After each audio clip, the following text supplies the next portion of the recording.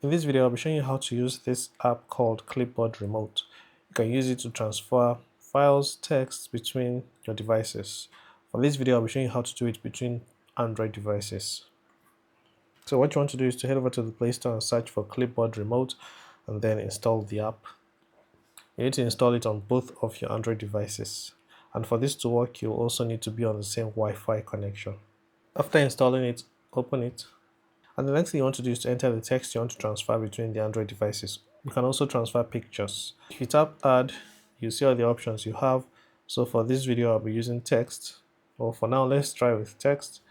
So enter the text you want to copy. Test. I'll tap OK. Now I'm going to get the other Android device. So this is the other one. I'll open the Clipboard app. And since I'm on the same Wi-Fi network, you can see that the devices have found each other. So I want to copy from this device to this one. So all I have to do is just tap copy. As you can see, the text has been copied. And now I can paste it anywhere I want. So now let's try taking a picture and sending it from this phone to this one. So what you want to do now is tap on these three icons in the top right corner. Then tap clear to clear the clipboard. And then tap add. And I'll take a picture. Okay, so I'll take the picture. Next, I'll tap this green check mark. And you can see now the picture has been copied to the clipboard. So on this phone now, I want to copy from this one. So I'll tap copy. And as you can see, the image has been copied here.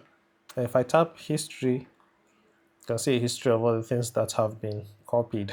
So to save pictures, you need to head over to history. And then the picture you want to save should be displayed here. Tap the three dots and then tap share.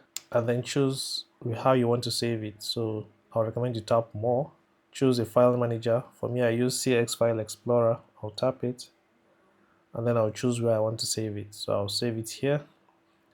And now I have a copy of the picture. So that's basically how you use the app. If you have pictures you want to send, you can tap add. And instead of tapping photo, tap image. And you'll be able to choose a picture you want to send from your phone. Alright, so hopefully you found this video helpful.